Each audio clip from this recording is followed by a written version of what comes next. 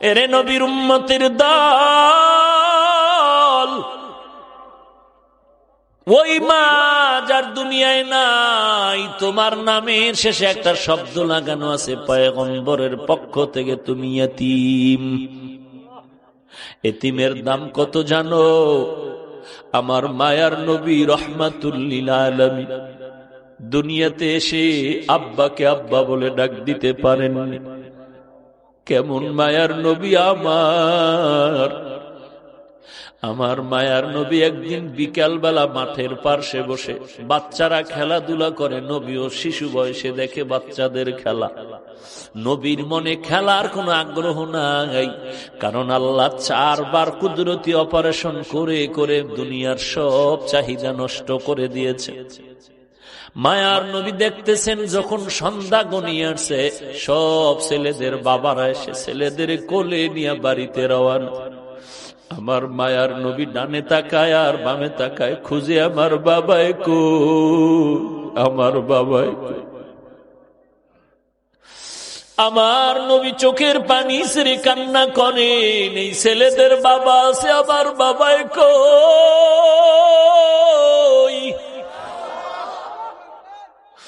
আম্মা জান আমেনা ঘর থেকে সন্ধ্যা হয়ে গেল, কই আবার সন্তান। ঘরের দরজা খুলে বের হইয়া লোকদের দেখে বলে, দেখো বাবা, আমার সন্তান মুহাম্মদের তোমরা দেখছো নাকি? বলে, মুহাম্মদকে ভালো করে চিনি না, তবে একটা ছোট্ট বাচ্চা দেখছি রাস্তার কিনারায় আব্বা আব্বা বলে কান্না করতেছে। মা আমেনা দৌড়াইয়া চলে গেলে মায়ার নবীর শিশু নবীর কোলের মধ্যে জড়ায় নিলে। মায়ার নবী মায়ের কোলে জড়ায় বলে, আম্মু বলো আবার বাবাই কই। আমি সব ছেলেদের দেখলাম বাবায় কোলে নিয়ে আদর করে, বলো আমার বাবারে তো আমি দেখতে পারলাম না। আমেনা চোখের পানি ছেড়ে কয়, রে সন্তান,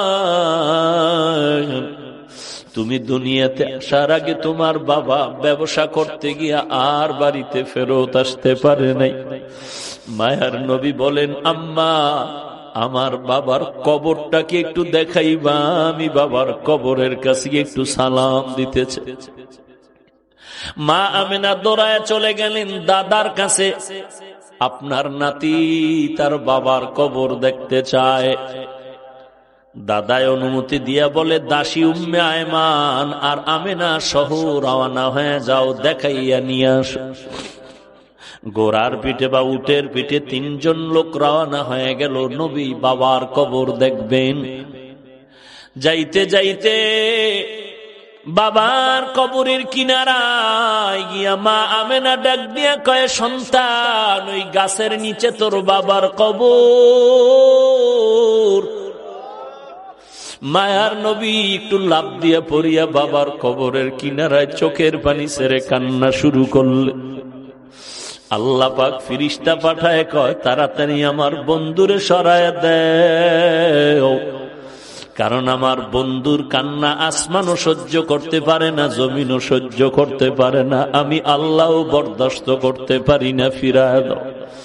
মায়ার নবী কান্না করে বিদায় বেলা যখন রওনা হয়, কিছু দূর যাওয়ার পরে মা আমেনা বলে, এই উম্মে আয়মান দাসী, বাহনটাকে থামাও, আমার পেটে ব্যথা শুরু হয়ে গেছে।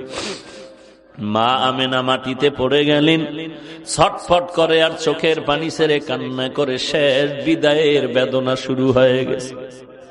ডাক দিয়া কয়, দাসী উম্মে আয়মান, আমার কলিজার টুকরা সন্তানটার একটু আমার বুকের উপরে উঠায় দাও।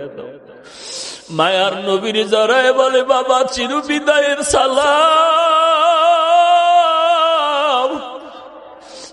আর বুঝি দেখা হবে না রে সন্তান। বাবার কবর দেখতে গিয়া আজ মাকেও তুমি হারিয়ে এতিমের মতো বাড়িতে যাইবা। মায়ার নবী কান্না করেন, ও মা, আমি কার কাছে গিয়ে একটু মায়ের আশ্রয় নিব, আদর নিব? মা আমেনা ওখানে কান্না করে করে এখানে বিদায় হয়ে গেলেন। এইবার 2 জন মানুষ, দাসী উম্মে আয়মান আর আমার নবী রওয়ানা। লম্বা ঘটনা। মায়ার নবী চলতেছেন, দাদায় অপেক্ষায় আছে, এখনো কেন আসে না? হঠাৎ নজর করে দেখে বাহনের উপরে 3 জন লোক ছিল, একজন দেখা যায় না। ব্যাপারটা কি? কাছে আইসা নবী দাদার গলা জড়ায় ডাক দিয়ে কয়, দাদা। বাবারে দেখতে গিয়া মা হারায় চির এতিম হয়ে গেল। দাদার গলা জড়ায় কয়, আমি আর কাকে মা বলে ডাক দিব রে দাদা? এরে যুবক, এতিম নবীর উম্মত, এই জায়গায় কত এতিম ছেলে আছো, মা নাই, বাবাও নাই। ওই মায়ের চেহারাটাও কি মনে পড়ে না রে সন্তান? ওই মাকে কত কষ্ট দিয়া চোখের পানি ফালাইছো, ওই মায়ের কলিজায় যারা আঘাত করেছো, চোখের পানি ছাড়ি আমার মাওলার কাছে তওবা কর। আমার মাওলা যদি ক্ষমা না করে তোর উপায় নাই। আল্লাহর নবী এতিমদের জন্য কত দয়ার নবী, আমার মায়ার নবী ঘর থেকে বের হয়ে গেলেন। হঠাৎ রাস্তার কিনারায় দেখে বাচ্চারা খেলাধুলা করে। নবী দেখার পরে সামনে আগায় গেলেন। একটু দূরে গিয়ে দেখে একটা বাচ্চা রাস্তার কিনারায়, কোনো কাপড় নাই, ছোট বাচ্চা উলঙ্গ বসে আছে। নবী বললেন, বাবা তোমার বাড়ি কই? বলে আমার বাড়ি নাই। ঘর কই? বলে ঘর নাই। আব্বা আম্মা কই? বলে আব্বা নাই, আমি এতিম। মায়ার নবী তার হাতটা ধরে কয় চল।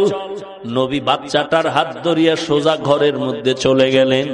আম্মা জান আয়েশা রাদিয়াল্লাহু আনহাকে বলেন, আয়েশা, এই বাচ্চাটা আমাদের সন্তান মনে করে এরে সুন্দর করে গোসল করায়া দাও। আম্মা জান আয়েশা বাচ্চাটারে গোসল করায় দিলেন। মায়ার নবী একটা বড় চাদর নিয়ে 2টা টুকরা করে বাচ্চাটারে সুন্দর করে পড়ায় দিলেন। এইবার নবী বলে, চলো বাবা, নামাজ আদায় করতে চলো মসজিদে নববী। বাচ্চা যখন সামনে হাঁটতেছে, নবীজি ঘর থেকে বের হয়ে কয়, দাঁড়াও, তুমি হাঁটবা না, দাঁড়াও। বাচ্চা দাঁড়ায় গেল। মায়ার নবী বসে গেলেন আর বলেন, বাবা, আমিও মা হারা বাবা হারা এতিম, তুমিও চূড়ান্ত মা বাবা হারা এতিম। আমি আজকে তোমার একটু খেদমত করতে চাই। তোমার কদমটা মাটিতে দিও না, তুমি আমার কাঁধের উপর উঠে বসো। আমি তোমারে কাঁধে করে আজ মসজিদে নিয়ে যাই, আর কিয়ামত পর্যন্ত দুনিয়ার মানুষের এই বয়ান দিতে থাকবো যে মায়ার নবী এতিমের কত দরদি হয়েছিলেন। বাচ্চা বলে, না, আমি কাঁধের মধ্যে উঠব না। নবী বলেন, উঠো। শেষ পর্যন্ত বাচ্চাটারে কাঁধের মধ্যে নিয়া মায়ার নবী এবার মসজিদের দিকে রওয়ানা। এইবার ওই যে খেলাধুলা করতেছিল বাচ্চারা, ওরা যখন দেখলো ওই বাচ্চাটা রহমাতুল্লিল আলামিনের বরকতি কাঁধের উপরে, বাচ্চাগুলো আফসুস করে যে আজ ওর কপাল কত ভালো, এর মা নাই, বাবা নাই। আমিও বড় এতিম, আমি মা হারাইলাম, আমি বাবা হারাইলাম, আমার কেউ নাই। আমি বাচ্চাটারে আদর করে মাথায় হাত দিয়া দোয়া করে দেই। উম্মতের জানায় দিয়েন আপনারা, একটা এতিম বাচ্চা যদি হাতে পায় আর এর মাথায় হাত বুলায় যদি কেউ দেয়, মোহাব্বতের নজরে ওই সমপরিমাণ হাতের নিচে চুল বরাবর নেক আল্লাহ তার আমল নামায় দান করবেন। এরে নবীর উম্মতের দল, ওই মায়ের অবদান ভুলার মতো না। জানা অজানা ভাবেও যদি কোনো ভুল করে থাকো, ওই মা বাবার থেকে দোয়া নাও, তাড়াতাড়ি ক্ষমা চেয়ে নাও, আল্লাহর কাছেও ক্ষমা চাও রে ভাই। আমার মায়ের অবদান, বাবার অবদান ভুলতে পারবো না রে বাবা। মাঝে মাঝে মায়ের সন্তানের মারে শাসন করার জন্য কিন্তু দেখছো মাঝে মাঝে সন্তানের মায় মারার পরেও কিন্তু মা ঘুমাইতে পারে না। মা কিন্তু সন্তানের ধমক দিয়াও কিন্তু পাগলের মতো থাকে। সন্তানের ধমক দিছে এমন জোরে, সন্তান অভিমান করে ঘরে যায় না, ভাত খায় না, মা কয়া ডাকে না। আব্বাজান একদিন তাকায় দেখতেছে বালিশে মাথা লাগায় তার স্ত্রী গুনগুন করে কান্না করে রাতের বেলা। আব্বাজান বলে, বিবি কেন কাঁদো? বলে, আমার অন্তরে বড় ব্যথা। বলে, কি ব্যথা? বলে, একটা সপ্তাহ হয়ে গেছে সন্তান আমাকে মা বলিয়া ডাক দেয় না। বলে, কেন? বলে, আমি একটু শাসন করতে গিয়ে ধমক দিয়েছিলাম, এই কারণে রাগ করেছে, অভিমান করে আর ডাকে না। আব্বাজান বলে, বিবি তুমি আরামে খাও, ঘুমাও, কোনো চিন্তা করা লাগবে না। সন্তান একদিন আগে পিছনে তোমার কাছে সেই ক্ষমা চাবে। আমার মা কান্না করে বলেন, ও স্বামী আমার, যতই আমি খানার প্লেট নিয়ে বসি খানা মুখে যায় না, যতই আমি ঘুমানোর চেষ্টা করি আমার চোখে ঘুম আসে না। কারণ আমি খানার থেকে, ঘুমের থেকে সন্তানের মা ডাকে যেই মজা পাই, ওই মজা আমি খানায় পাই না, ঘুমের মধ্যে পাই না। এরে নবীর উম্মতের দল, সন্তান মায়ের কাছে টেলিফোন করে, মা আমি 3 দিনের জন্য ঢাকা থেকে 1.5-2 মাস হয়ে গেল, এখন বাড়ি আসতেছি, ছুটি হয়ে গেল। আম্মা জান তোমার জন্য কি নিয়ে আসবো? বলে, আমার জন্য কিছু লাগবে না, তোর বাবার জন্য যদি কিছু পারো তুই নিয়ে আসবি।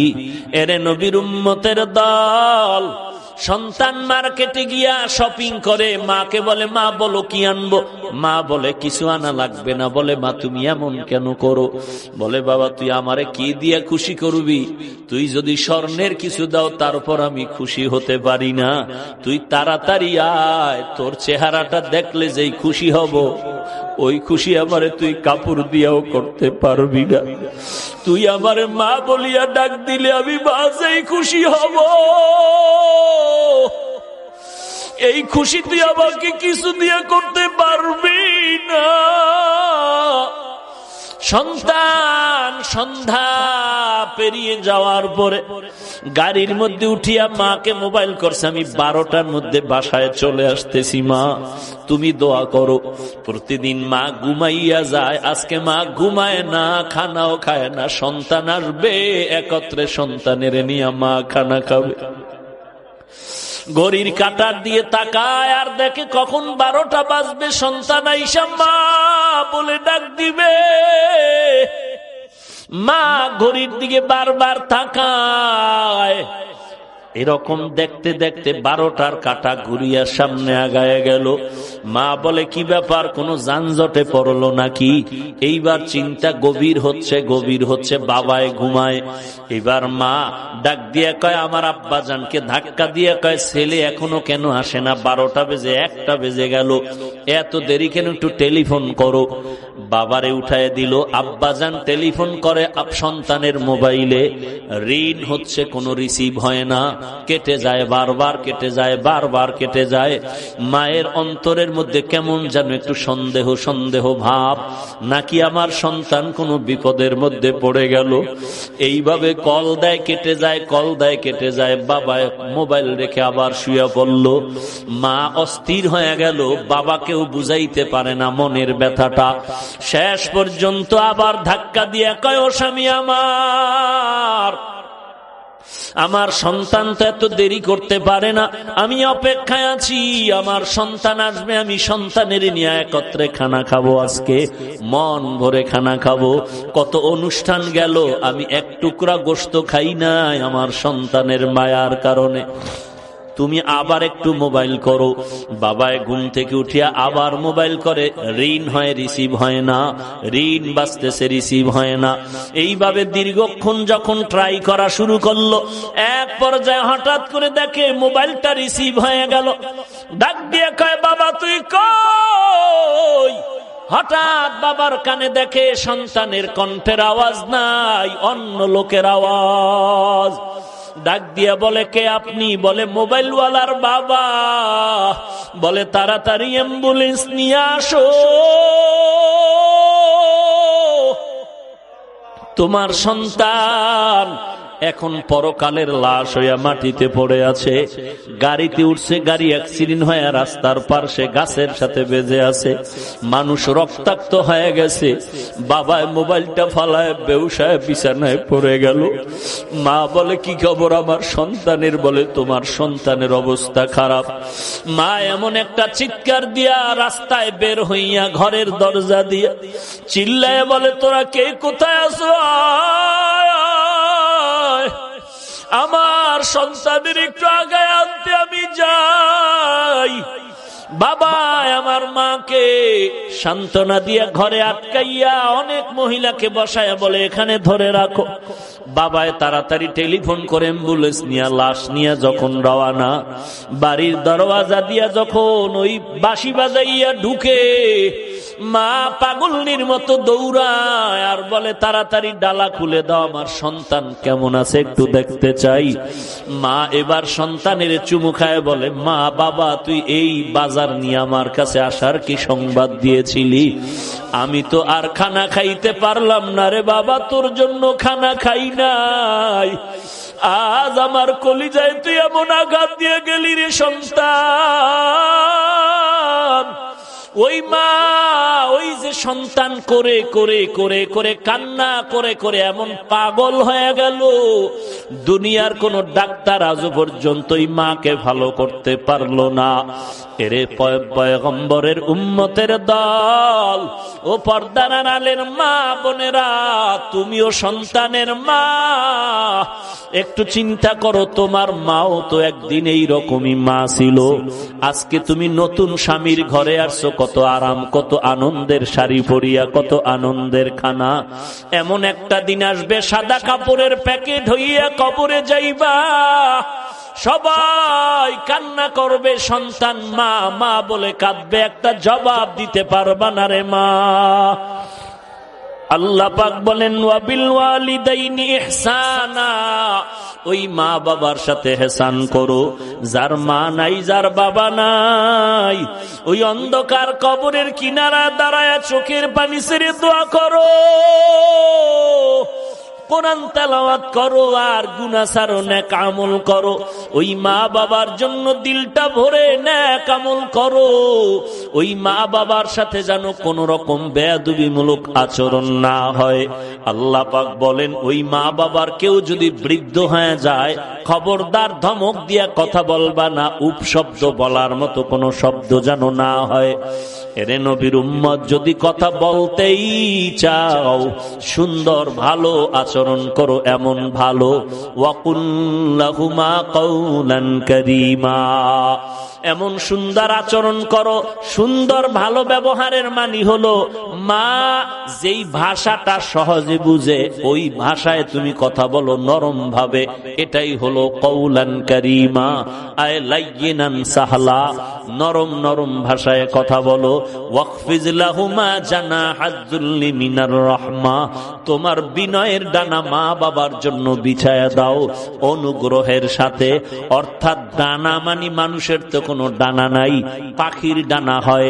আল্লাহ কেন বললেন সন্তান তুমি বিনয়ের ডানা বিছায়া দাও?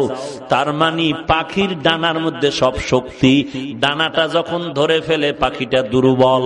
তোমার ডানা মা বাবার জন্য বিছায়া দাও মানে জীবনের সব কিছু মায়ের জন্য বাবার জন্য বিলীন করে দাও। তাও আবার মিনার রহমা, মানুষের চাপে না, সমাজের চাপে না, মিনার রহমা অনুগ্রহের সাথে। মনের মধ্যে কষ্ট নিয়ে মানুষকে দেখানোর জন্য করবা না, যা করবা দিলের মোহাব্বত নিয়ে করবা। অকুর রব্বির হামহুমা কামা রব্বায়ানি সগীরা, ওই মা বাবার জন্য প্রাণ খুলে আল্লাহর কাছে কান্না করে দোয়া করবা। ওই মা বাবার জন্য রব্বির হামহুমা, আল্লাহর কাছে সব সময় দোয়া করবা, আল্লাহ আমার মা বাবাকে তুমি রহম করো, মাফ করো, দয়া করো, যেমনি ভাবে তারা আমাদের উপরে দয়া মায়া করেছিলেন। এরে নবীর উম্মতের দল, একবার পারো কুল হু আল্লাহ সূরা আলহামদু সূরা দরুদ শরীফ পড়ে দোয়া করো। যদি দুনিয়াতে যার মা নাই বাবা নাই, যদি অন্যায় করে থাকো, ওই কবরের কিনারায় গিয়ে একটু দোয়া পড়ো, কান্না করো, চোখের পানি ছেড়ে দোয়া করে যদি ক্ষমা চাও, আল্লাহ পাক চোখের পানির বদৌলতে তোমার জীবনের সব গুনাহ মাফ করে দিবেন। ওই মা বাবার জন্য দোয়া করো, নিজেও কিন্তু আল্লাহর কাছে তৈরি হয়ে যাও, ইবাদত করবা আল্লাহর, আর কারো অংশীদার এখানে বানাইবা না। মা বাবার খেদমত করে দোয়া নাও। দুনিয়াতে দোয়া ছাড়া কেউ কামিয়াবির দরওয়াজায় যেতে পারে নাই, পারবাও না। মুরব্বীদের দোয়া, সাদা দাড়িওয়ালাদের দোয়া, তোমার বয়সের যে বড় তার থেকে দোয়া নাও। গায়ের জোরে রাগ করে বাহাদুরি করে গাদ্দারি আর বেয়াদবি করতে পারবা, কারো থেকে দোয়া নিতে পারবা না। অতএব খবরদার ছাত্র ভাই, ওস্তাদ তোমার মুরব্বী শিক্ষকের থেকে দোয়া নাও, বিরোধিতা করবা না। মা বাবা মুরব্বী দোয়া নাও, একজন সাদা দাড়িওয়ালা মুরব্বী দোয়া নাও। তোমার থেকে শিক্ষা একজনে আগানো, তার থেকে দোয়া নাও। তোমার থেকে একজনের সম্মান বেশি, ওই দিক থেকে সে অনেক দামি, তার থেকে দোয়া নাও। একজন রিকশার ড্রাইভারও যদি দেখো বুড়া, তার থেকেও দোয়া নাও। দোয়া ছাড়া তুমি আখেরাত বলো দুনিয়া বলো কোন লাইনে কামিয়াবি অর্জন করতে পারবা না। নিজের গুনাহের কথা স্মরণ করে তওবা করো। কোথায় কোন দিন কি পরিমাণ অন্যায় করেছো, আয়নার মতো সব সামনে পরিষ্কার। আল্লাহর কাছে তওবা করো, আল্লাহ জীবনে আর কোনদিন গুনাহের কাছেও যাব না, আর কোনদিন নামাজ ছাড়বো না, নবীজির সুন্নতের বিপরীত চলবো না, সহিভাবে কোরআন পড়ে আমল করে চলবো, মুরব্বীদের দোয়া নিয়ে চলবো, ওলামায়ে কেরামের দোয়া নিয়ে চলবো, বিরোধিতা করে গুনাহগার হব না। গলায় ছুরি আসলেও নবীর বিরুদ্ধে যাব না, দেশের বিরুদ্ধে জাতির বিরুদ্ধে ষড়যন্ত্র করব না। তওবা করার যদি খাঁটি নিয়ত হয়, খাঁটি তওবার নিয়তে দুটো হাত আল্লাহকে দেখায়া দাও। আয় আল্লাহ, সবার হাত আপনি কবুল করে নেন, তওবা কবুল করে নেন, তওবার উপরে মজবুত হয়ে চলার তৌফিক দান করেন। আয় আল্লাহ, আমার প্রত্যেকটা মুরব্বী উলামায়ে কেরামদের কবুল করে নেন। আয় আল্লাহ, ব্যবসায়ী চাকরিজীবী শ্রমিক সবাইকে কবুল করে নেন। আমার ছাত্র ভাই যুবক ভাইদের কবুল করে নেন। আয় আল্লাহ, আপনার পছন্দের বান্দা হিসাবে কবুল করে নেন। নবীর তরিকা সুন্নত অনুযায়ী চলার মতো, আমল করার মতো তৌফিক দান করেন। ওলামায়ে আহলে হকের পক্ষ অবলম্বন করে চলার তৌফিক দান করেন। আয় আল্লাহ, গুনাহ মুক্ত জিন্দেগি দান করেন। আমিন। আলহামদুলিল্লাহি রাব্বিল আলামিন।